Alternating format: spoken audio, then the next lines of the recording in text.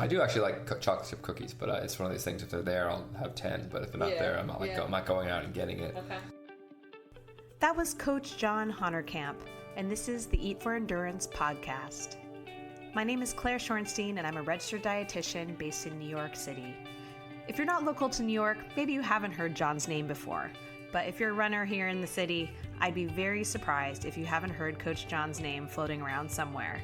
Whether it's through New York Roadrunners, where he worked for 6 years and set up the virtual training program, or maybe you've seen him pacing and coaching various celebrities, including model Carly Kloss and various retired professional athletes in the New York City Marathon, or maybe you saw him as the ambassador for New Balance, which he works with through his consulting company, or in the past as an ambassador for Lululemon, or of course through the November Project New York City, which he helped co-found here.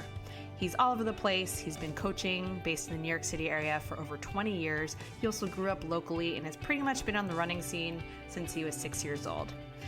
I was really excited to talk with John. It leaned a little bit more towards the coaching side, so if you are training for a fall marathon, definitely check this one out. I think you'll glean some good advice from what he has to say, and he did include some tips at the end for you, don't worry, that were not nutrition related, as I requested. But we did also cover plenty of nutrition stuff, of course, as this is an athlete nutrition profile, as I really wanted to get into what he learned from working with hundreds and actually thousands of different athletes throughout the years. Has he learned anything about his own nutrition or made observations about his athletes?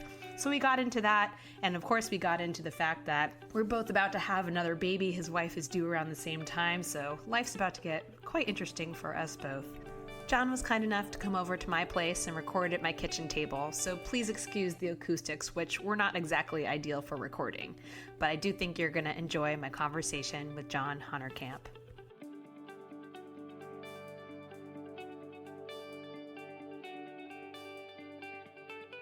Hey John, welcome to the podcast. Thanks for having me.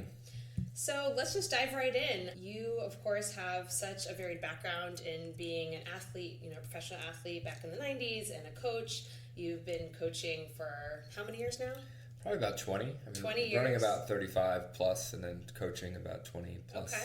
And you've run, of course, all kinds of distances, short and mid-distance, long distance. Yeah, my specialty back in high school and college was 800 meters, which is quite different than the marathon. Yes, quite different. But you are no stranger to the marathon and pretty good at 2:44 is your PR, right? That was my first marathon in 2010, New York City. 2010. That was my second. I was at that race, actually. That was my first New York City.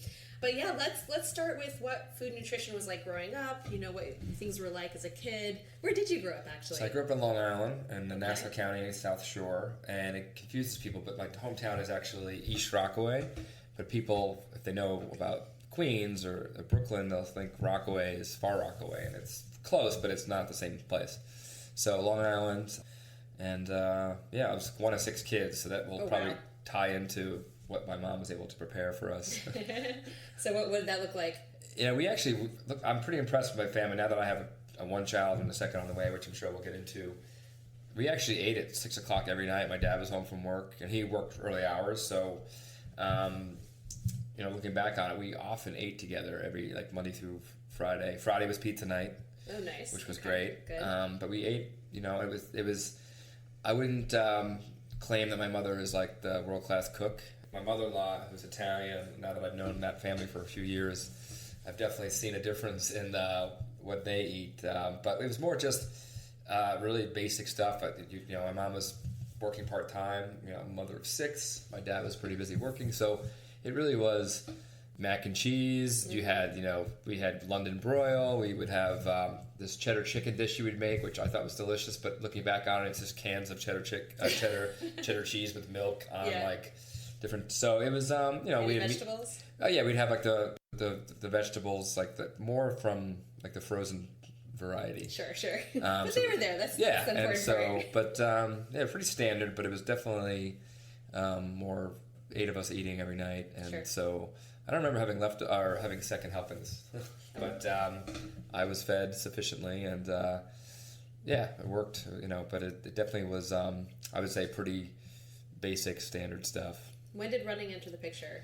I actually was fortunate enough to my Uncle Dan lived next door to us. So he was our neighbor and my mom's brother, And he was a football player growing up, played football in high school and college, and then got into bartending.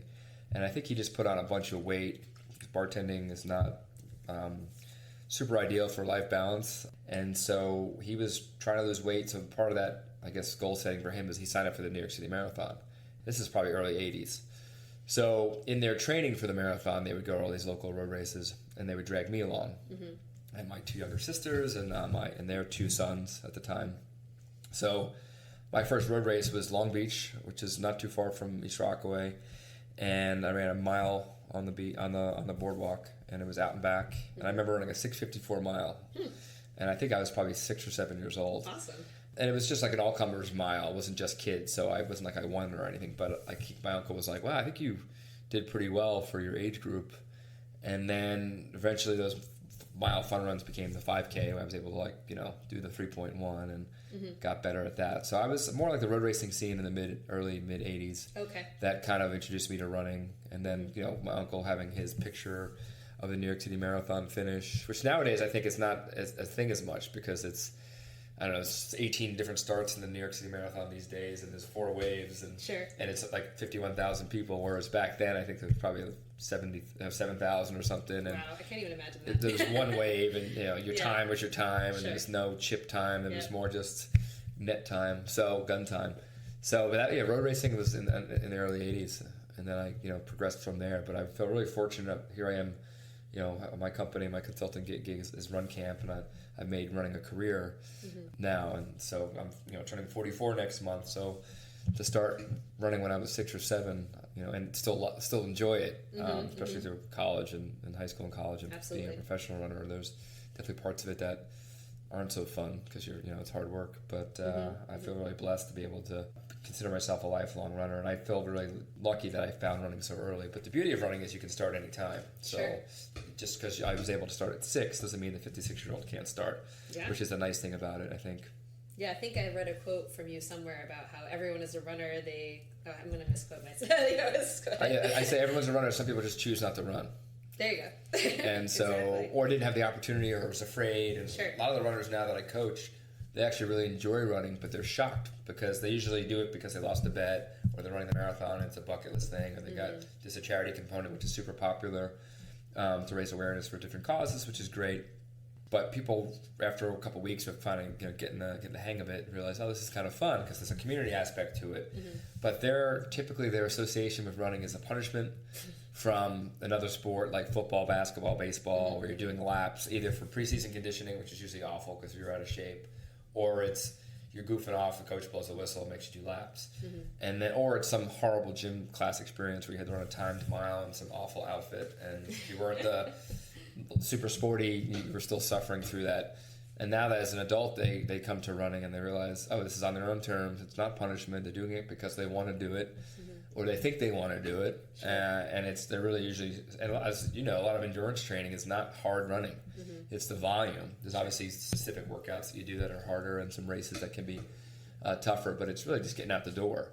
And I always do my best thinking when I'm running too. So it's hey, that's where I thought of this podcast. Yeah, so, I came back and told my husband, I'm going to start a podcast now. He's like, cool. So it's done wonders for me. And then and again, everyone's a runner. It's just people, deciding to take that step. Awesome. What you said, you started to become a little more competitive in high school and college. Right. So you were out of the house eventually in college, and your mom wasn't cooking, cheesy chicken or whatever that thing was. Yeah. You mentioned. So, how did your nutrition evolve and change? Like, what looked different, if it did at all? Yeah, it was pretty. I would say, sports nutrition, is obviously a big business now. Yeah. Back then, I feel like it was, there might have been more nutrition in I remember watching was it Mark Allen and the Ironmans on TV every Sunday where there's a lot of volume, a lot of nutrition with that. Whereas I was running 800 meters, you didn't really need you weren't 400 meters split. You weren't taking water.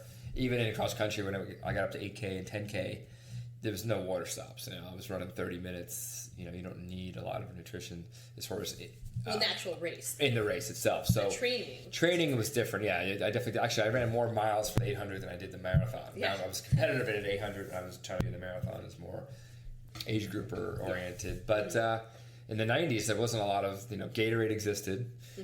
So that was always big in the training room. And there was always talk of, the 20-minute protein window after a hard workout or a race where you want to get some protein into your system. And then it was preached to us that within 2 hours you want to get a proper meal. And usually that meal will have other stuff that you need to build up the muscles that you just broke down. And that was the extent of it, my post-collegiate coach, actually Frank Gagliano, who still coaches the New York, New Jersey Track Club. He was definitely more of a passion coach and a motivational coach. He wasn't a Alberto Salazar where he was like a scientist. And I just remember one guy who decided to be like a vegan or a vegetarian for one season. And he was like, "What are you doing? You can't eat. You got to eat meat." There was no like thought process or why. It was just more like that's what you did growing up. Sure. So it was really, and then it being a distance runner and running 60 to 70 miles a week and being 18, 19, 20 years old in college, we definitely had I feel like me and my roommates, we actually went to St. John's University, and we didn't, at the time, it was just a commuter school.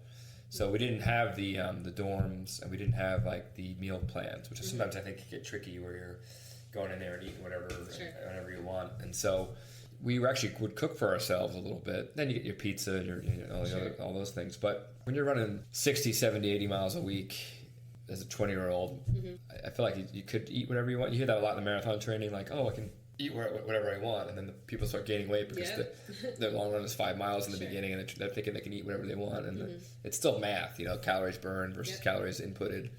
So it was really, I would say probably at the beginning stages of being scientific, it was more just hydrate and eat well and eat balanced and get some salads and vegetables and fruits in your system, and bagels and bananas at the meets or the practices, and the training room had Gatorade and water. What kind of stuff would you cook? We actually, for a while, we would rotate so that one of us would take a night, which is kind of what worked out well because you're only, we kind of do that at family vacations now where each household will take a day. Sure. But it was definitely pasta. I definitely wouldn't think it was super healthy. It was probably not awful, but salads, pastas. I would make the cheddar chicken, which I thought was great, but it probably wasn't super healthy. Chicken parm. Sure. Everyone kind of had their go-to meal that they made, and but again, it wasn't. Yeah, it was not cutting edge. Sports science for sure. Sure. But you made the link between nutrition and performance. Yeah.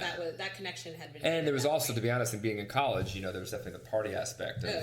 And we were pretty good about, maybe going out on a Tuesday, but like staying in Wednesday, Thursday, Friday, and making sure you're hydrating. And then it was definitely the Saturday night after a race, whether it's in our apartment because we couldn't get into a bar at 19 or 20. Sure. But so there was definitely, we picked our spots to be partying, but it was definitely everything in moderation. And so we didn't have a typical college experience. The fact that we didn't have those all my roommates, all my high school friends that went off to college, whether they were in sports or not, they had the whole meal plan, and there was definitely some of them who put on some weight, especially the ones that weren't competing anymore in track or other sports. So I feel like as a 17-year-old starting college, probably a little bit better than maybe the other kids that were going to the cafeteria, but there definitely was a feeling of, we can probably eat whatever we want. A lot of bagels after Saturday workouts, the cross country. Yeah. Egg and cheese was my popular, still to this day, is one of my go-to. And you mentioned weight. Talk to me a little bit about weight. Like, was that a concern in college? Especially changing your environment. Obviously, you're getting older. Your metabolism's starting to change a little bit. Being in the team environment also around. I've definitely heard from other athletes where keeping weight down, losing weight, racing weight, all that stuff is always like a big theme. Eating disorders, disordered eating. Like, did you observe anything like that? Were you affected by anything like that? I definitely observed that because in our track team at St. John's at the time, we had a very good for distance and on the men's side, and then on the good weight throwers and shot putters and some good sprints and jumpers. So I feel like traditionally some of those eating disorders were mainly more distance-oriented. Kids were running distance, and mainly on the women's side. Yeah. The stats are probably 5 to 10%, if not less, for the men for anorexia and some of these other things. Yeah. But so I didn't notice too much on our team because we didn't have a lot of women distance runners at the time. Cross track and field is like 6 sports in one. There's jumps, throws, sprints, distance, and so it's tough to be good in all those concentrations. So we didn't have at the time, like a powerhouse women's distance team. But we were in the Big East Conference. So we were up against Providence, Villanova, Georgetown. These teams were top 10 in the NCAA. and we saw them, obviously throughout the season. And I definitely saw some of their key athletes on the women's side mainly that definitely were definitely looked like they had signs of that based on even whether it's cross country camp as a high school kid, seeing some of it and learning a little bit more about nutrition in some of those camps. But that was like a one seminar and a 1 week. And then when I coached college, for sure, even recruiting, I coached at St. John's from 2005 to 2010, and I was the distance coach. And so even recruiting kids out of high school, you look at times, but there's also how the body changes from freshman year to senior year. Of course. So it was definitely, and I definitely heard of programs that were the college was like, watching what people ate and weighing their athletes. I definitely did not do that. I definitely did not see that at St. John's, but. And there's definitely some documented cases now that you have some really definitely crossing the line of focusing on people's weight, because there's definitely a thing where, and then it also becomes a thing where someone on your team all of a sudden runs really fast and they realize they're not eating. And to be honest, I would not joke about this, but I would say if I could never not eat. I just. I'm with you there. I just when you're an athlete trying to get faster, you'd try anything, Yeah. And so. Again, there was no EPO that was going around the college ranks in the 90s that I knew of. Yeah. Not eating got you faster, which for females with some of their stored fat and how biology works, it doesn't work as well with men than it does with women as far as the initial, you lose 10 pounds, you run faster. There's obviously long-term effects where the triad thing comes and then you're not having your period and different things, and bone density comes through play and then stress fractures and it snowballs, whereas I saw some cases like that among men, but it was rare. But it was definitely a known thing where if you don't, as a female distance runner, to get better, not eating was definitely an option that you would think about. Did you have any tough situations where you had to kind of refer out or just kind of handle someone? Having an eating disorder or anything like that? Yeah, in high school and college as an athlete, obviously that was as a coach. As a coach, and it was a couple cases where and luckily when I was coaching, 2005, 2010, we had a nutritionist on staff. Good. So you can obviously, as a coach, you utilize the resources that the university provides. Sure. And in 2005, it was a lot better than in 1993 when I started college. So you definitely defer to the experts, just like I might send people your way that need some help with their endurance training that I can't provide. Yeah. But so it's definitely changed, and I think there's a lot more resources. You still see it, but I feel like it was more a thing that you would see, but you wouldn't talk about. And I doubt there was a lot of resources for it. Yeah. Whereas now it's definitely we've definitely come a long way in NCAA sports in many categories, in particular this for sure. Yeah. So before we dive into your whole coaching career and how that kind of evolved after you left St. John's and went to New York Roadrunners and did all this exciting stuff, talk to me a little bit about moving into longer distances yourself. So you went from kind of the 800-meter shorter distance type stuff and being more of a professional racer to, as you said, more of an age grouper. You're still competitive, obviously, but kind of leaning more into the coaching thing. It's always hard to be the best athlete and best coach, of course. Right. What kind of changed for you in that type of training and your nutrition? I think actually, coaching is horrible for your own running. Oh, absolutely. And I coached in college, and every weekend you're traveling, and then you're also, if you're not traveling one weekend, you're traveling with the team for 1 week, and you're traveling to a high school meet to recruit. So that definitely, my running suffered, and I was joking at New York Roadrunners, I gained 20 pounds. I think I was just running less, and I was more interested in getting my wife's attention, and so versus the race being the pinnacle, the running fast being like the main goal. But in 800 meters, I might do a 10 or 11, 12 mile run, and I was probably doing it in 70 minutes. So on the run, other than maybe water at a water stop or something, or if the coach, you come around the team van and grab some Gatorade or something. Nutrition was really not a big factor during exercise. Yeah. Whereas when I got into marathoning in 2010, you're going out for 3-hour runs. That's a whole different ball game, and it's not necessarily about pace. It's more about just time on your feet, and after 90 minutes, but even before then, you should be obviously fueling. But you never had to do that in intervals or the shorter runs. So that was the biggest difference of fueling on the run. Was 2010 your first marathon? Yeah. Okay. And I was 35 years old, so people, again, I knew I'd run a marathon at some point, but it was more, my goal of running was more to run fast and make an Olympic team and make the trials. And the marathon was something my uncle did, and I was like, oh, I'll definitely be able to do that. At that point, I think I've done maybe a 16 or 18 mile run in training for some of the other events. Mm-hmm. So why not another 6 or 8 miles? Fueling on the run is not it's initially it's pretty tricky, especially if you're training for a spring marathon and you're in New York. You know, the water fountains are not even working. Yep. You have to bring your credit card or some money, stop at the bodega. Yep. It's just more logistics involved, and it's very easy I just want to get out and run, especially from your busy life and family. You know, oftentimes I'm like, oh, I wish I had more gels, you know. Whereas after the marathon, I have all these gels, and after like 6 months, my wife throws them away because I'm not doing any long runs anymore, typically. Yeah. And then like the other day, I went for a long run, and I'm like, oh, I wish I had a gel. And you can just go to the running store and get them, but oftentimes I'm not prepared. What kind of gels are you using? I'll do whatever kind of. I'm lucky in the sense of a lot of athletes have issues with their stomach being very sensitive, and they have to kind of be like the detective to figure out what exactly works for them. I always tell people to write things down, and then write down how you feel, because over time, that's basically what you're doing as a coach, as a nutritionist. You're it's not one blanket thing that works for everyone. Yep. So that was more but I can do any type of gels. I would usually use what's on the course for the New York City Marathon, which I think now it's changed. I don't even know what's on the course right now. It might be like Gatorade Endurance, whereas before it was like the goos or the gels. Yeah.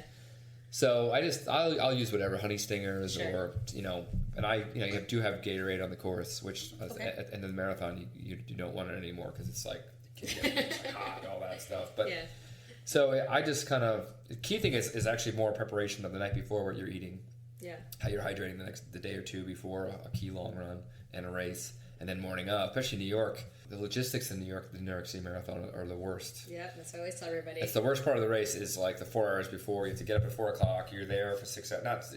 You're traveling and waiting around for 4 to 6 hours, and then you don't want to be starving at the finish at the starting line. So that's the trickiest. But I've also run other major marathons like Paris, where you just kind of roll up to the start. And it's like, that was my first marathon. I'm like, really? It was like a local road race. Yeah, it really was. And I'm like, no one's really even spectating. There were no bathrooms there, though. Oh, yeah, that's true. I remember that. I ran that one also in 2010. That was my first in the spring. Yeah, that was my first marathon. Cobblestone. Oh, yeah. And, I mean, it was fun. It was a hot day for me, and it was, and I just remember there were, like, no bathrooms. Yeah. And I just messed up my nutrition big time, too. This was, like, before I was a dietitian. Well, sometimes I ran my first, my second marathon was Berlin. And I was, as a coach, even though I'm not a nutritionist, it's like, you need to practice, you need to write down what you're doing. And if you're traveling to a different city or country, your typical pre-race meal might be different because they don't have what you're used to. So I remember, I think it was more in Berlin. I remember grabbing what I thought was Gatorade. It was almost like hot tea. I'm like, what is this? And then I remember in London they gave out Lucozade, which is like their version. Yeah, I remember that stuff. It's kind of like, I think it has carbonation maybe. I don't know. Oh, really? It seemed like, anyway. So there's some things where you can't try necessarily, or it's tougher to try. Yeah. But I'm fortunate enough where I don't really have a sensitive stomach where I have to be finicky about what I take in. Any real food ever, or you stick with the products? I stick with the products. I will. I know in New York, for example, I've run that the most as far as marathons, and it's funny. It's always like, we'll have bananas and orange peels somewhere between 18 and 20, and you're like, so you're not sure. But I've definitely had half a banana. In my more struggling times in a marathon, I've definitely had a sip of beer. This past New York, I basically stopped and didn't even know they made tall boy Coca-Colas, but I basically stopped at a 7-Eleven on mile 22. Nice. And there was a 16-ounce Coke, and I was like, yes, I'm having that. I remember at Paris they had a sausage station. Oh, did they? And wine, and they also had a foot rub station. This was somewhere in the early 20s. I'm like, if I'm gonna stop and get my feet massaged, I'm never gonna get up again. Yeah. Why would anyone stop at that station? And a sausage just made me want to gag, but I think it's always interesting what they offer at some of these stations. Okay, awesome. So let's chat a little bit about your kind of coaching trajectory. So you were at St. John's. When did New York Road Runners enter the picture? I think that's when you really started to become really entrenched in the New York City running community even more. I mean, you were before, of course, but absolutely. Or at least your name became a little bit bigger. Well, I was lucky to say, not as lucky, but people say, "Oh, everyone knows you," and I'm like, "Well, I went to high school in Long Island. I went to college in Queens, and then other than 3 years in DC where I ran professionally for a Reebok group and a couple stints in Boulder doing some altitude training, I've basically been in New York. Exactly. When I left the Reebok team in 2001, came back to New York, I started running for the New York Athletic Club, which didn't even have a local team back then. It was more their national level athletes, which they still support today. Mm-hmm. And so I was always, I ran the Fifth Avenue Mile in 1997 when that was my first New York Road Runner race. Yeah. So I've just been around. But yeah, I remember figuring out pretty quickly that college coaching was tough because my college coach spent more time with his team and his own kids, just because it's like 3 days. It's 3 seasons. It's cross country, indoors, and outdoors. Yeah. And that's like August to at least June. Sure. And so it was a lot. To be honest, it wasn't like you made a lot of money coaching college track and field and cross country. Yeah. I did get my MBA in marketing there, so that was like, I was there because I loved it and was helping out my coach because he coached me in college, and I came back for a couple years to help him. But it was nice to get my education. I was actually lucky enough to go to St. John's on a full ride. Nice. So I had 6 kids. My parents were happy about that. And then it was the tuition. It was it wasn't free, but it was pretty cheap. So that was kind of helpful. But then after I got that, I think I gave them one more year, and I was like, all right, I need to do something else. And I'd done some work with the New York Road Runners with Mary Whitberg in 2005, 2006, and 2007 of the marathon. Mary asked me to manage the local competitive group, which is, I guess, a group of runners that run in the races year-round. It's a lot of the runners you see like doing the points races. And I think the issue back in the early 2000s was all these runners year-round support road runners, and then marathon comes and all these foreigners come in, and it seems like all these guys from France were in front of them. I'm not picking on France, but like whatever country, or even out-of-towners in the States. Sure. And they're like, well, they made a little special kind of like there's elite, there's sub-elite, and they made a third category called local competitive, and I kind of managed that for Mary. And it was just like taking names from different teams and making sure they had certain standards, and then but it was kind of my first inside look at what goes around putting on these major events, especially in the New York City Marathon, which I knew about as a kid because my uncle was running it. So that I just really was like, all right, I want to work there, and I was very inspired by Mary, and so I pitched her around probably 2010. I ran the New York City Marathon because I wanted to run it anyway, but I also thought it would help my chances of getting a job at New York Road Runners. I also heard at the time if you work for New York Road Runners, you couldn't run the marathon because you're so busy putting on, which is still the policy, but the more people are allowed to run it now, which is good. Okay. So I in 2010, I went to Mary and said, get me in the door, I'll do stuff. And that was basically my pitch. And she knew me as a local elite runner, and I helped her with this one program. So she listened to me or gave me an opportunity, and so that was 2011. And then I got there in like February or March, and then the marathon training cycle started like in June. And so one of the things I got tasked with was figuring out what the online training would be. And back then they were using Training Peaks, and it was really just more of, hey, we have this as a partnership, and it wasn't like a program that they're really worried about. It was just something to have. And I looked at it and thought that we could probably do something better. And so I helped build this virtual trainer, which they still use today. But that's what allowed me to coach. When I say I've coached 30,000 people for the New York City Marathon, it was 5,000 a year through that platform. And so it made it a little more scalable. And about 20% of those folks had access to me, which is really what my volume was as far as answering emails and that e-coaching support. But that's how the funny thing is at the time, I'd only run one marathon. But I knew a lot of the same principles that I trained all my life for the 800 meters and the mile and cross country applied. And actually I ran less for my marathon than I did for my 800. So then I ran Berlin that September, and then 2011 was the first time I ended up coaching or pacing a celebrity, which has become a thing every year, where a lot of people ask me about all these celebrities that I've coached and trained. Are the celebrities coming to you directly, or is that something New York Road Runners helps you with, or how does that work? Yeah, it's kind of now they come to me directly, but at the time it was more just a right place, right time, or wrong place, wrong time. Because running the marathon is still like a chore. It sounds like glamorous. Oh, you run with this supermodel, and I'm like, yeah, but it's a marathon. Like it's like I'm immune to like my legs are just like don't hurt because I'm running with a celebrity. I still have to train, and sometimes paces are slower than I'm used to, which can compromise things, and you can get injured by running too slow. Or last year I didn't train at all as fast as I needed to train because I paced Daniel Hum and Meb ran with us, and Meb ran with you. We ran 3:10, awesome. And 3:10 is slower than I've done, but I can't just fake 3:10. You're running 7:15s out there.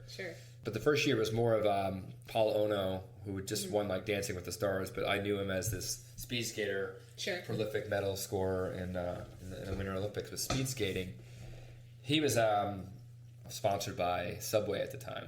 Oh, okay. Subway sandwiches. And interesting now, the guy who did it before them was this guy Jared.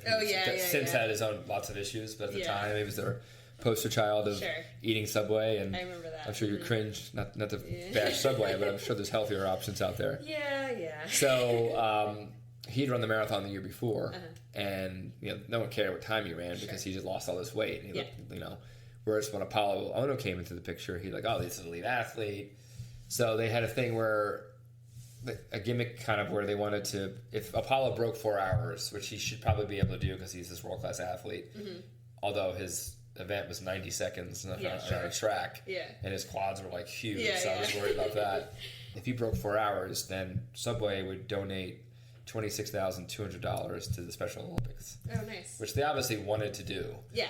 So, but it was more just like a challenge and a thing to kind of talk about in the media. Okay. And so, about 3 weeks before the marathon, this is 3 weeks after I ran Berlin, I was pretty fit for Berlin. And some guy in business development, this guy Patrick Byerly, came up to me and goes, what are you doing for the marathon? And I was new to the Roadrunners as far as full time. Yeah. So typically everyone has their role from the year before. Oh, Claire does baggage, and the guy in accounting is always doing buses or whatever. You kind of have your space. Sure. I didn't really have anything because it was my first year. So Patrick comes up to me and he goes, how do you get to the start? And I said, well, I'm taking these VIP runners that I coached. Yeah. But once we get to the start and they run, I'm kind of free. I was going to take one of the staff buses back to the finish. Sure. And help out doing whatever because it's all hands on deck and it's a big event. Sure. He goes, oh, well, how you? So you're going? Okay. Do you care how you get back to the finish? I said no. I was going to take the bus. So then I'm thinking he's going to ask me to take the helicopter with Bloomberg, the mayor of Bloomberg or something, because he's asking me how I'm getting back to the finish. And that wasn't the case. That would have been pretty cool. But he goes, well, do you mind running it? And I was like, at the time, no one's allowed to run it. Yeah. And he goes, well, the problem was Paul Ono started telling the media that he wanted to break 3:30. Oh, gosh. And he supposedly had this coach, but it turned out his coach was his workout buddy in the gym in California. This guy was 6'4", 240, never run the marathon. Oh, no. So he was more just a workout buddy. Yeah. I think he was probably good at the gym work, but not the running part. Sure. And so they're like, wait a second, if Apollo tries to break 3:30 and he's not ready for that, as you know, when things go wrong in the marathon, they can go really wrong. Really wrong. So a sub 4 could easily go out the window, and then they don't get their media win for, and they obviously can give Special Olympics the money anyway. Yeah, sure. They were all worried about that. So I came in last minute to kind of make sure that things went smoothly. And I didn't really know much about his training. I did see he ran a 141.5 in Chicago, so that's all I kind of had to go off with. Yeah. So I was very conservative. It was me, Apollo, this gym guy. Oh, so he ran with you too? He ran with us, and then we had 2 people from Twitter following us. They actually were pretty good runners. So were they tweeting as you guys ran? Yeah. Oh my god.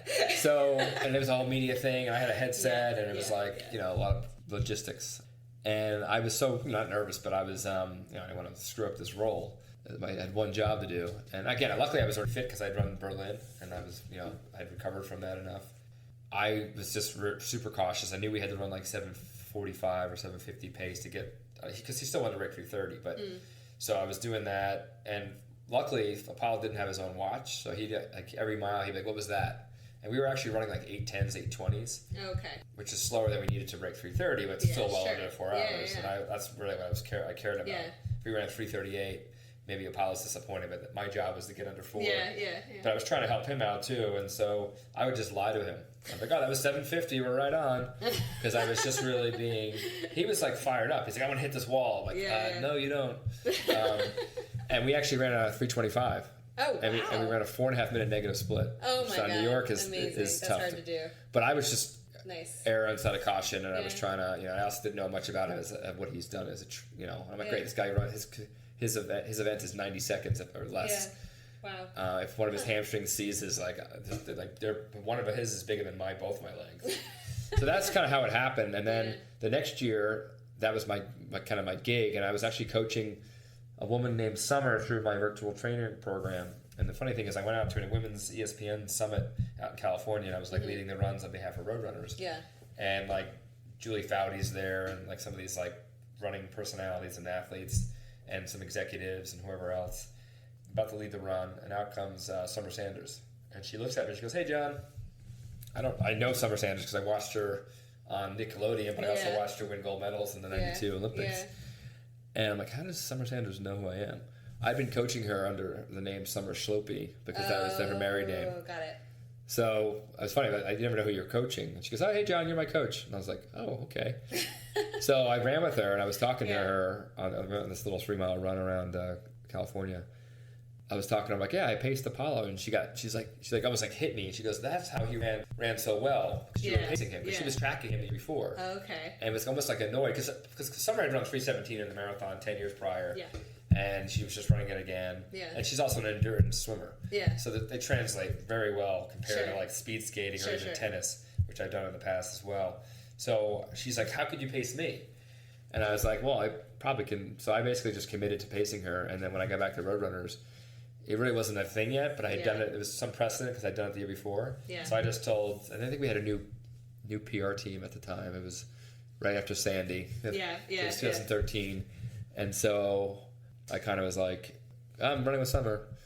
And then it became a thing every year where they would go out and whoever was the top celebrity, they would be like, "Oh, we have this coach that can run with you." And so they were basically seeking people out. And that was part of their but initially it just kind of happened because it was a one random need, and someone in business development like knew I was a runner and knew I was in shape. And so we're with some of these athletes, or kind of after that point, were you actually coaching them then? Or basically, was it just pacing? Both, but always pacing. But like half the time I was coaching. Oftentimes they'd say, "Oh, we have this coach if you want it."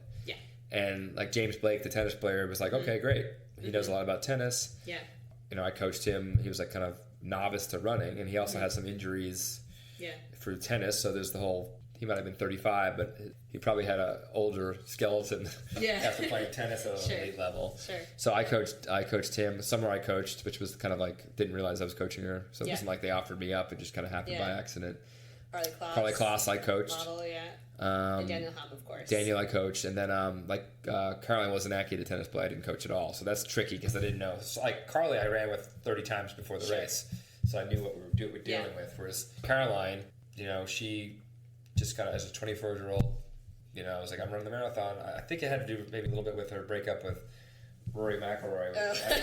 I don't know that for sure, but it's rare that someone in their prime would run the marathon in a sport. So it's mostly retired athletes you ran with, and then some other people outside the athletic world. Yeah.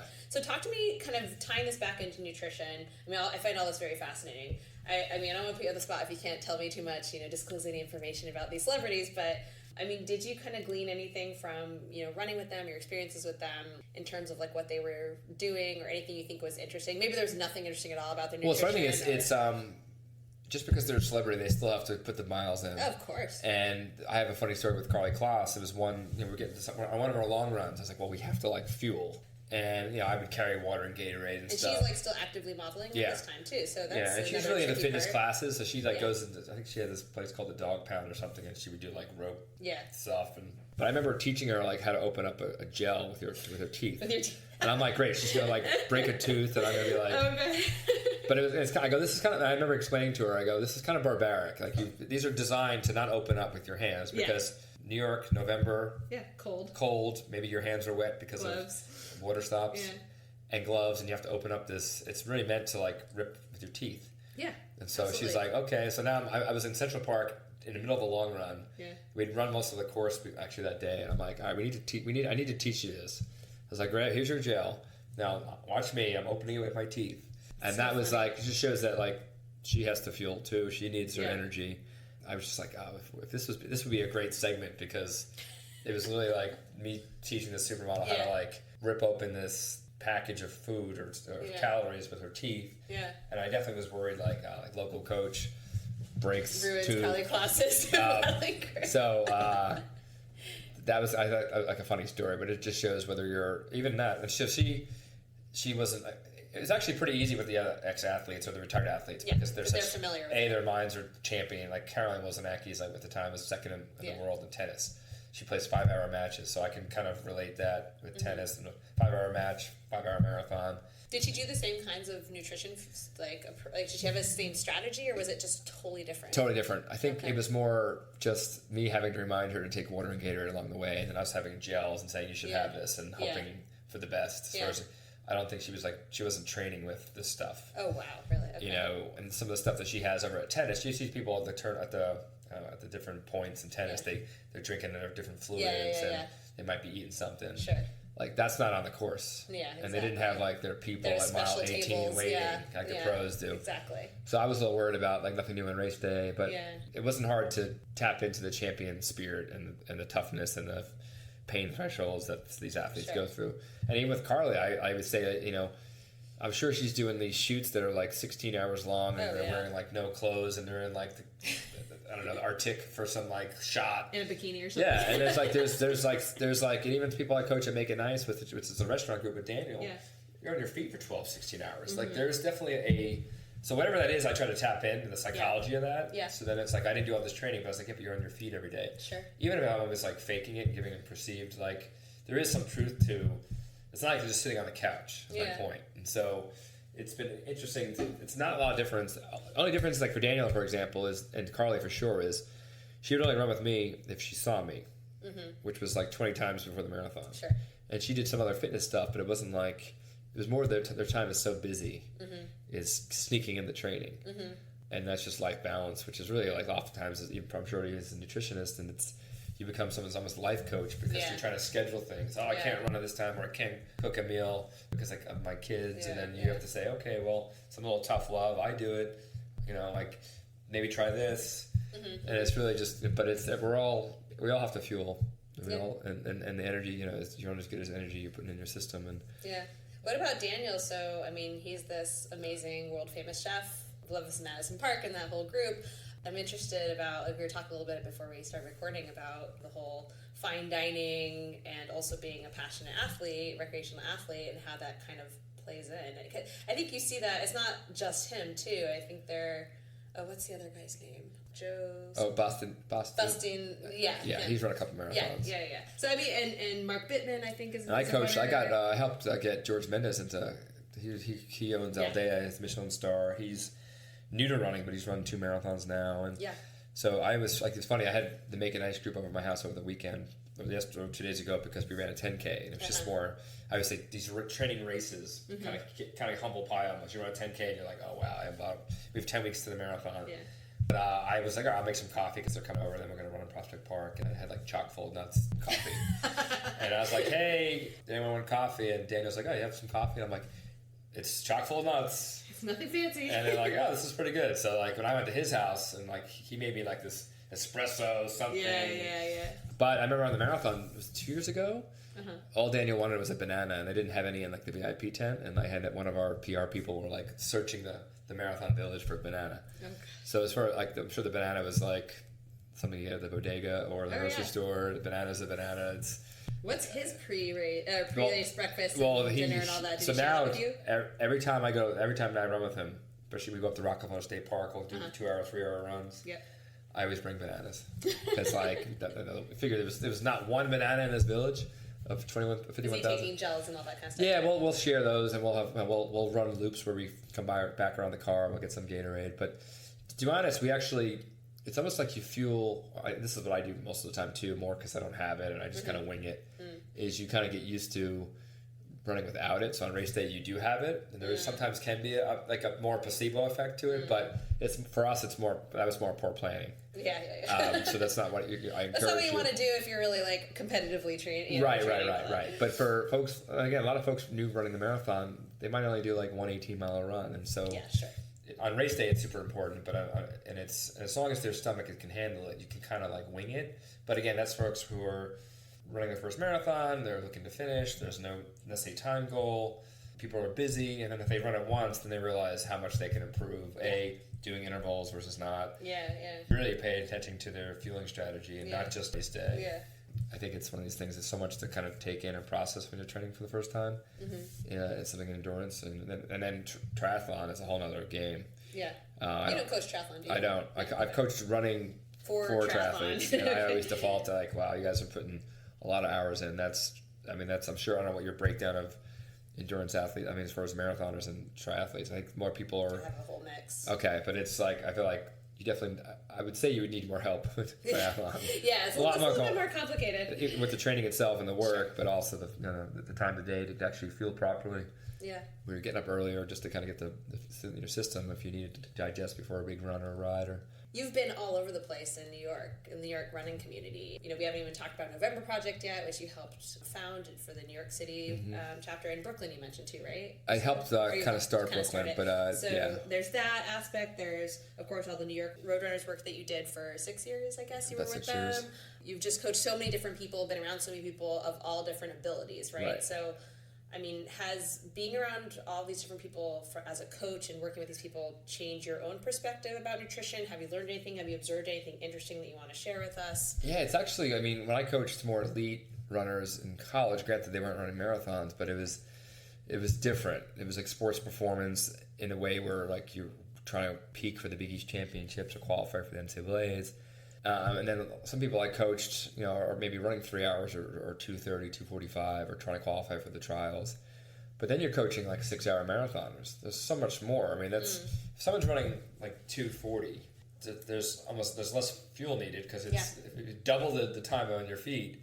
Granted, you'd maybe not be running as fast, obviously, and you're not burning as quickly. But I've even coached people that do ultra marathons, and like you're eating a sandwich in the middle of bowls of chili and broth. Yeah. But the number one thing I do, it's more, and as a coach, you're basically like a detective.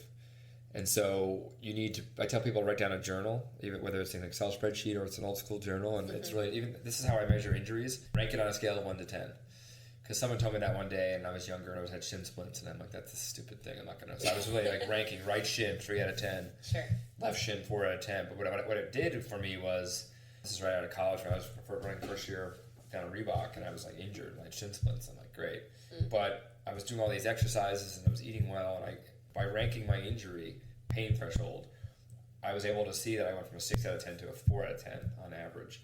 So then I was like, wait, I'm actually trending better, so I should just keep doing these exercises and keep motivated. Whereas if I wasn't writing it down, I'd just be like, my shins hurt, because a 6 out of 10 and a 4 out of 10, like what's the main difference? But if you're writing it down each week, and you're seeing, I put a lot of 6s last week, and now I put a lot of 5s. Yeah. And then the following week is a bunch of 3s all of a sudden.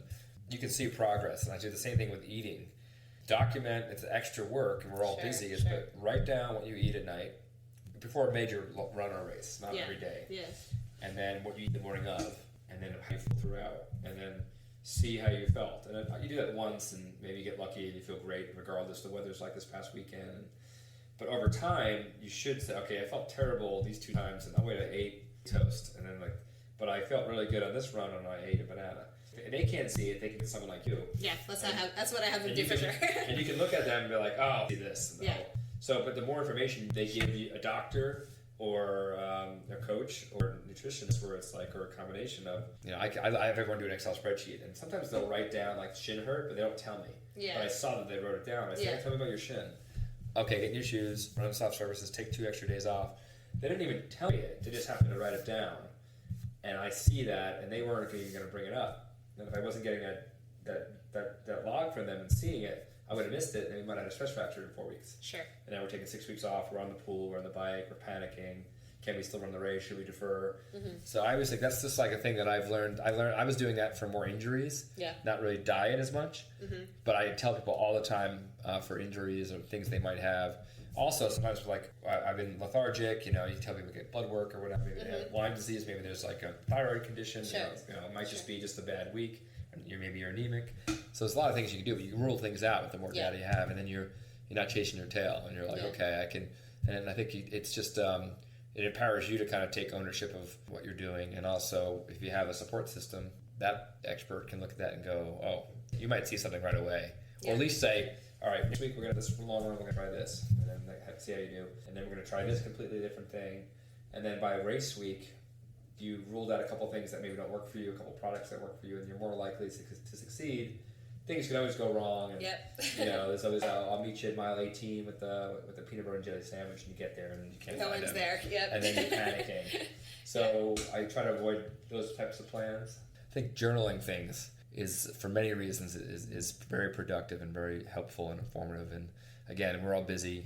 it's an extra step. But even some of these apps these days, you can just put a couple notes down and see if there's any trends. And that's super hard with celebrities because they're super busy.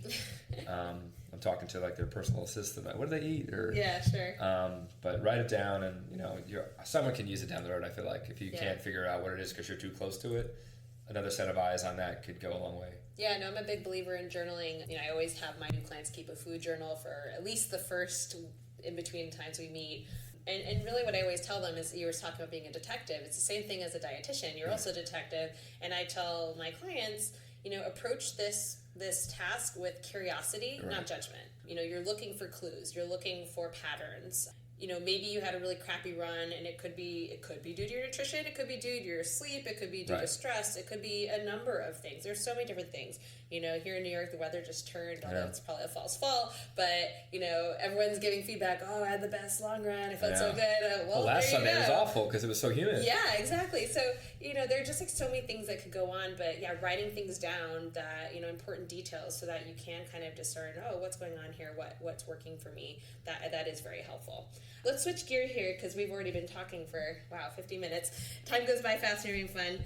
Let's shift kind of to everyday life for you. So you're doing a bit more consulting. You said you're coaching now still. You, of course, have a young child who you said is 21 months. Yep. And your wife is expecting around the same time as me in October, really soon. So we're both going to be, life's about to get really crazy again, which is great. But kind of, everyday life, support. You're still very active, obviously. You're not, a professional runner or anything like that anymore, but obviously sleep is still important, and having 2 kids under 2 is a stressful thing. Yes. Even though it's lovely and wonderful, beautiful chaos, as I like to call it. So what does that mean for you? Like, where are you at right now with all of that? Yeah, well, I think it's actually when I first, to go back a little bit, as far I used to be, I got married when I was 40, so I spent a lot of years on my own. We're in New York City living. First eating, I would just order out all the time because I was a single guy, and just get a slice of pizza or Thai food, and to make a whole meal for one person is tricky. But when I met my wife, when we moved in under the same roof, she never ate out. I mean, so it was like, what? So we definitely started cooking more. And then now that we have a child, you're always cooking. It doesn't have to be very elaborate, but. And now Frances is of the age, she's 21 months, but she can eat what we can eat. So it's not like in the beginning. So is she a good eater? She's actually very good. Awesome, good. So that's been pretty good. So I usually I'll grill Monday, and I'm lucky enough we have a little backyard, and then we have a year round because it's attached to the house, which is awesome. I eat meat, but not a ton of it. She loves it. I was talking to my friend the other day. Her son hates it, so who knows? So I'll usually grill chicken or steak on a Monday, some vegetables, and we'll eat that for 2 days. And then my wife cooks a lot, so it's rare that we eat out. So that's something where I think it's more just me, my wife rubbing off on me in a positive way. But having a kid, you definitely, it's a whole other layer of planning and food shopping and different things. So, and as far as sleep, I actually, my daughter definitely has, between teething and different night tremors. Like last night, Frances was getting up and she was still asleep, but she's flailing in the crib, and I'm what's going on here? And in this, especially times when there's a teething thing where for a week they're getting up in the middle of the night. So when Frances goes to bed anywhere from 8:30 to 9, I often go to bed. Yeah. Because I'm I have to get up sometimes early, 5 in the morning for someone. Or November project, you're getting up. You said 3:30 or something. Yeah. So I just go to bed when she goes to bed because I'm if they get up, then at least I should sleep. Yeah. So, and then I'm not going out, even when I was recently married, I still meet a friend for a drink, a happy hour, and my wife's working late. So I was still pretty independent and didn't, there's lots of eating on your own anyway, or whereas I never do that now. It's my wife and daughter went out east this weekend without me, and I'm I didn't know what to do with myself. I had a couple of running things in the morning, but during the day I was this is so strange to have, and then with the new baby coming, I haven't done this in a year, it seems like. I'm sure it's been more often than that. Yeah. But I'm I don't know when I'm going to have a free weekend like this for a long time because the baby's coming in 7 weeks. And so I think it forced more structure because my wife would work late because she didn't have to come home and breastfeed. So she'd work till 11 o'clock on a case at 8 a.m. in Manhattan. So she's caseloads and stuff and trials coming up. So, I'd go out to the bar and watch a Met game with a buddy, and she's at working late. And, but now it's you have to pick up daycare, you have to bath, you have story time. And so I actually probably sleep more, even though it might be interrupted throughout the night, but overall I'm getting more sleep. Yeah. And, you obviously want to cook your child healthy meals. So not that we were cooking unhealthy, but there's definitely an extra layer or extra incentive to doing well by the grocery store and getting some more vegetables than snacks. And so I think it's been even though it's so much, this is organized, or not sometimes disorganized chaos, but this beautiful chaos, as you say, I think it's definitely been a positive for sleep and eating. But that's, of course, about to change. Yeah. So, for everybody. Yeah. So, so it's one of these things where, you sleep when they sleep. Yeah, of course. You said you don't eat much meat. Tell me a little bit about that. Like, are you following any specific diet? No, it's just more like as usual. Yeah, I mean, I have probably higher than normal cholesterol, which is my hereditary thing. Yeah. So I guess I probably, I just, and I also love steak and then burger and stuff. Yeah. I just don't eat a ton of it, but I definitely eat plenty of it. And my daughter she just devours it. That's great. I don't want to touch it. Yeah. So I'm like, all right. It's obviously you default sometimes. It's easier for them to eat, but she does eat vegetables and she is pretty good. And we're not I don't have a lot of snacks in the house. We don't have my wife doesn't have a sweet tooth, and I really don't either. I'll have it if it's in front of me. So what's kind of your favorite indulgence? I definitely do I do like beer, which is it's not necessarily a dessert, but I think that's my favorite carb in the question you were going to ask. Yeah. But I'll have ice cream occasionally. I do actually like chocolate chip cookies, but it's one of these things. If they're there, I'll have 10. But if they're not there, I'm not going out and getting it. Okay. Yeah, so I'll have my probably fair share of meat, but it was more just kind of a family hereditary thing where it's I should be conscious of this and not eat as much cheese and not so much meat, but it's not anything beyond that for me currently. Talk to me about travel. You were mentioning you were doing a kind of running camp in Ireland. I mean, do you have a lot of travel opportunities? Do you find it challenging or fun with nutrition, or a little bit of both? It was definitely challenging, I think, in my past competitive years, and even when I was coaching. You're always looking for the best resources for your team, and then you'd be driving up to Yale or wherever for a track meet or cross country meet, and you go to a rest stop and it's Roy Rogers and Sbarro and and obviously you can plan ahead and have healthier sandwiches, and then you have fruit, which we would do, but we had all this sports nutritionist help and resources at St. John's when I was there as a coach at least. But then you go to the road and it's you can obviously make healthy decisions in the airport and have a salad versus the Dunkin' Donuts egg sandwich. But it's definitely a challenge, especially when you travel abroad. So recently I did a run camp tour in Ireland, and that was more just 4 days vacationing in a new city with running as the mechanism to getting around, and then obviously just taking in the local, the Guinness or the local food, and that was more just a vacation thing where there was definitely nutrition was mindful because you were going on hikes or some runs and the fueling and that, and you obviously want to be not exhausted. But it was kind of a quick 4-day trip. I think it's been more of an issue when I was competing to take things with you, and even more when you're bringing a group. I would bring 30 people to the airport and get on a plane, and then you're flying down to Alabama for and then it's all right, we're gonna go to Denny's for breakfast, or the continental breakfast at the hotel was a terrible bagel. It wasn't a New York bagel that I just had.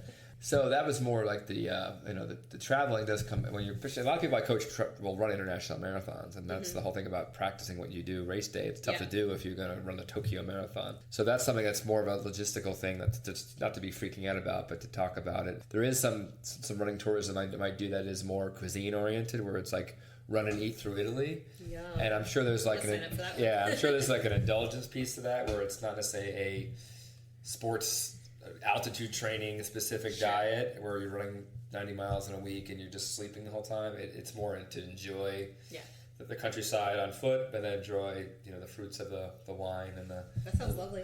So, as I delved more into that, it's nice to think of maybe doing a healthier version of that.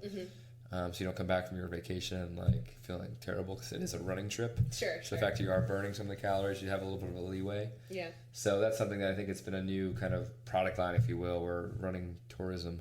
Yeah. And that's all through your consulting company? Yeah. Okay. So Run Camp, I had a buddy who lived in Dingle, Ireland, so that made it easy to have boots on the ground there. I'm doing that again in May 2020 and September 2020. Okay. Attached that second one to the Dingle Half and Marathon. Okay. Some people sometimes are more likely to travel if there's a destination race. And then I'm working with another group who actually does tourism for their business model, but they're getting more to the specialty things, Sure. whether it's a bachelorette party, wine tasting, or in this case, a fitness retreat with yoga and running. They've kind of contacted me to do more of the running content part of it, and so I'm looking forward to that because I don't want to be booking travel and booking hotels like I did with Dingle. Yeah. I did it and it was fine. Yeah. But that's, I'm not a travel agent. I'm a Yeah, coach. you're a coach. So partner with groups that, okay, you're good at that. I want to do this. Sure. And then let's build something where, like you and I can do a co-hosting tour. Yeah. You're focusing on the nutrition. I'm focusing on the running. Hey, sign me up. And That sounds great. And someone else is actually. Yeah. I brought my wife and daughter to our Oh, perfect. So, Well, there you go. Obviously having your second. Ariel's a world-class traveler, so Yeah. I'm sure she would dig that. And Yeah, so it's kind of fun Okay. with my own business to just work on projects that I want to. There's obviously a little bit of making your own. There's no paycheck every 2 weeks. There's all these projects that kind of you work on, but I think there's a lot of freedom there. And at Roadrunners, I was able to do that a little bit in the beginning because I was kind of formed this own group of runner products and services. It was really just me and some online training, and then I eventually hired some coaches, and the thing grew, and then it became kind of more structured. But for the first 2 years, I had this kind of freedom. It was almost like the last part of Roadrunners being a club versus this organization now. Yeah. And it's there's a lot to do, lots of initiatives. Whereas now that I'm back to doing my own thing, I'm very nimble. So I want to go to Ireland for 4 days. Boom, I do it. Yeah. And so hopefully some of those things grow where it takes some more planning and maybe some more help. But there is the freedom to work on projects like that I really enjoy, kind of the entrepreneurial spirit of it. Are you running New York this year? The plan is to run New York. I'm coaching the Make It Nice team with Daniel. That's again. right after your baby's born. I know. Well, last time the baby came, and I was running with Carly Kloss that year, and the marathon say was like the 5th or the 6th, and then the baby came like a week later. Oh wow, good But timing. and she was 5 days late, so as you know, baby could have came. So there was the joke where I had a 0 story or a 0 story. The 0 story was like local coach misses birth of first child to hang out with supermodel. The hero story is like local coach delivers supermodel to finish line and then helps deliver baby. That didn't happen either. I think it was best. It just the baby came a week later after the marathon. Yeah. But this time we have a young one at home. A new one's coming. Say that it comes on the 18th. It's 2 weeks out. So I definitely won't be getting a lot of sleep those 2 weeks. Yeah. So I'm definitely looking at getting as fit as I can. And you're pacing Daniel again? Yeah. And so this will be my 9th New York in a row. Oh, wow. And the idea is next year will be the 50th anniversary of the marathon, and then maybe it would be my 10th. And then I almost want to retire from doing my own marathons. Yeah. Because I don't want to get stuck in. I'm not a big fan of streaks. Sure. And I don't want to feel like I have to run something just to keep the streak alive. I know some people are really into it. So any secrets to being a good pacer? And I ask this somewhat selfishly because I have tried, I think, at least once to pace my husband in the New York City Marathon, and we've run like ultras together and all of that. But I'm just curious, since like this is basically what you're doing as part of your job, and obviously you're very good at it. Yeah, any kind of secrets to that? Yeah, I remember running like my first track workout as a freshman in high school, and I remember we had 5 laps to the mile. It was our high school track. And I remember the coach saying, we're going to do 1 lappers in 60 seconds. And for some reason, I was at first time doing any structured interval training as a 13, 14-year-old. I just remember hitting 60 every time. And that was just like a one-off workout. But I remember the coach saying, wow, this guy is like clockwork. And I was very impressed with that. And I didn't know enough about running to realize why he was impressed. So that maybe, I don't know, that was just happened to be the workout that I kind of nailed. And there is the art of pacing, and since then I've done so many track workouts, and so where you have to run 5K pace or 10K pace, and first off, you have to know what that is for yourself. And it's for me a moving target because I get out of shape, get in shape. I'm talking about pacing someone, like being. Well, that's what I'm saying. So I feel like even though I learned what pacing was for me. Yeah. And when I started pacing, I didn't really know. I wasn't used to pacing 3:25. Sure. Or Carly, I ran 4:41. Oh wow. Mm-hmm. And then we did a lot of run walking, which is totally another whole thing. Where we ran 5 minutes, walked a minute. That was planned, or you had to? That was planned. We ran 6 miles at once, and then I think it was more just how she broke it up. It wasn't like she couldn't keep running. Yeah. But I think with just that's how we did in practice, and it just walking it was good for her. But it was one of these things where I got good at pacing for myself. That the kind of this art of it, and all types of variables. Windy weather comes into play. It's humid out. It's really just trusting your effort for myself. And I think when that translated very well somehow for me, where I had to run with Apollo, and Granted, 325 is slower than 244, but still like a normal pace. Yeah. It's 745 is not super slow, and I can run that without having to chop my stride too much. Where if I'm running a 12-minute pace, that's a whole different level for me. So I just was good at pacing for myself, and I think I was able to do it. And it was more just the tricky part is for me is the first mile or two, and then I'm a little bit slow, a little bit fast, and then I can lock in. Once I lock into a pace, regardless of the pace, I'm pretty good at just staying there. I think doing interval training for yourself, which is what I had to do for all those years, helped me learn what pacing was. A lot of folks, when they start running, whether it's first time in a while or first time ever, they say, I'm not a runner, I only can run for a block. And you're like, tell me about this block. It turns out they're like sprinting and then they can't. Yeah. I'm like, well, Usain Bolt starts slowing down at 60 meters. So most of running should be easy pace, conversational. And so that's one kind of lesson. And then once you start doing interval training, where you're trying to get faster because you're stuck at 10-minute pace and you want to run 9:30. You do interval training at 9 minutes or 8:30 for 400-meter repeats. And then the first time you do it, you're all over the map. Maybe you go out too fast, you go out too slow, and you kind of just learn by trial and error like how to execute a good interval workout. And that increases your pace separation, which what I mean by that is most people, when they start running, they just run the same pace for everything. Yeah. And it's more just getting used to it. I can run 30 minutes, then I can run 40, then I can run 60. Sure. Which is great, but eventually you have to vary that. So you're not running too fast every day or too slow every day. And I think most people, their number one goal in the marathon is to just finish. And I always tend to say the word just out of it. Don't minimize your goal. Yeah. You don't have to care what the pace each split adds up to be at the end of the day, but you have to know what pace you should be hitting so that you don't go out too fast. Sure. And so part of that is when you do interval training, you're pushing yourself and different capacities that you learn. As simple as what easy is for you, what medium is for you, and what hard is.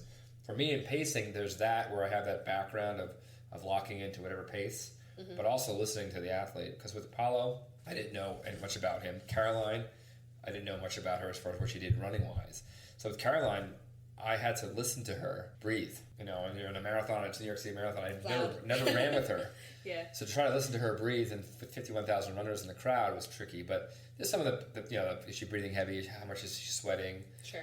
She's waving at the crowd. Great. But we should probably minimize that because the energy you'll need later on. Yeah. So some of that's just more like the eyeball test and on certain things. But I had all that background of I know pacing for myself so well that when I was asked to pace for others, it was an easier transition for me and I was able to do it. But I think all those years of running just got me prepared for that. Yeah, awesome. And some of it's also just some common sense and just some cues. Yeah. Where if someone can't talk in the beginning of the marathon, not that you should be having a long-winded conversation, but we should probably back off. Yeah. If they're profusely sweating and it's mile 3 and it's not even a hot day, yeah, that's not a good sign. probably should back off. And so it's some of those. That's the trickiest thing for me. Whereas James Blake, I coached, and Summer Sanders, I coached. So it's a lot easier to pace them because I knew so much about their running. Sure.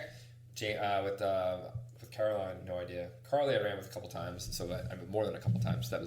I knew what I was getting into. But I think Caroline and Apollo, I had no idea, and I was just kind of winging it. Yeah, and the first time with Apollo, I was even more winging it because I didn't, I hadn't done it before, other than maybe some friends here or there. Okay. So it's definitely an art. Yeah, it really is an art. It's not an easy thing at all. Okay, so we're going to launch into the quick bites questions because I know I'm going to let you go and get back to the rest of your day. So let's dive right in. Favorite meal or snack when you're in a hurry? I typically do banana or even like a Kind bar or something. Okay, so Snack. And I know you just had an Essa bagel. I did. Before you came over here, which is delicious. Yeah, that was great. What was on your Essa bagel? Ooh, that's probably one of answering my other questions. I had an everything bagel with cream cheese. Mm-hmm. And then I knew I'm pretty busy today after this, so I had a second bagel, butter, toasted. Nice. So, carving up. Yeah, definitely carbs. Okay. Favorite meal or snack when you're not in a hurry? I love pizza. I can have pizza every meal. Have you ever made pizza, or do you usually go out? Well, now with the grill, we've definitely grilled on get some dough from the local butcher or even the pizza place and just kind of make your own toppings. Yeah. I haven't mastered the art. I usually burn the bottom a little bit, but New York, I think we're spoiled. You live in Brooklyn, so it's pizza and bagels. Pizza. It's can't go wrong. Okay. Favorite post-race meal or snack? I would say beer. Beer. Does that count as a meal? I mean, maybe, especially if you're going for a Guinness or something. It's pretty caloric. Yeah, well, beer. I would say beer, but also, I did a 13-mile run on Saturday or Sunday I ran mile 3 to mile 16. Yeah. And we have a place called Windsor or Terrace Bagels in Windsor Terrace, Brooklyn. I got an egg and cheese on a whole wheat everything. I'm hearing a lot of bagels. There's a bagel theme going on here. Yeah, I feel like I've had a lot of bagels in the last 2 days for some reason. Nice. Biggest cooking catastrophe? I was thinking about this, and this is more, I was trying to impress a girl I was dating at the time, and I made her a sandwich, and this is probably not considered cooking, but... I call that assembling. Okay. And I thought it would be a great idea to put, she had like, I don't know, turkey and cheese, lettuce and tomato. I thought it would be cool to add yogurt to it. Oh, gross. And it did not go well. She was not impressed. Not impressed. So again, that wasn't really cooking, but I just remember that popped into my head. How do you like your eggs cooked? I typically do over medium. Favorite ice cream flavor? There's a tie between cookies and cream and Rocky Road. So you're a beer drinker. What's your favorite kind of beer? Lately it's been like any type of IPA, but I like it all. I think actually some of my problems when you go to these local craft brew places is sometimes you just want like a normal beer and not like a triple IPA / this, because sometimes it can be pretty heavy in alcohol content. I just the Brooklyn Summer Ale is just like simple, nice. Yeah. Sometimes you can, I was in Ireland. Guinness was very good there, and it's not as unhealthy as people. It seems. It's like this big thick thing you're eating, and it's pretty heavy. Yeah. But there's some good iron in there, right? Yeah, Guinness for strength, some right? Good stuff in there. Yeah, there you go. What foods remind you of growing up? What are some of your comfort foods? Would you say? Well, we had Pizza Friday, which and I don't want to keep hammering home on that cheddar chicken, but it was still. Are you still making that? I do not. I don't think I'm allowed to make it. It's like this like neon orange cheese in a can that you put on chicken, and grill it in the oven. But even just meatloaf and mashed potatoes, pretty standard, easy to make. Nice. Sloppy Joes we had a lot growing up. Quick for my mom to cook for 8. And top 3 items of gear that are most essential to your active lifestyle. I definitely do not leave the house without my Garmin watch because I'm all about data and stats. Yeah. Although I do not care, luckily, about how slow I am on Strava.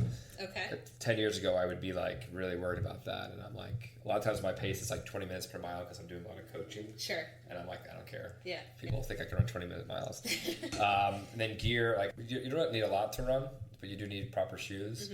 So I do some consulting work for New Balance, full disclosure, but I currently run in the New Balance Beacons, which are nice and soft, and I wear them. To be honest, I used to wear like flats for track workouts, and I would have spikes for cross country, and I'd have like 8 different shoes.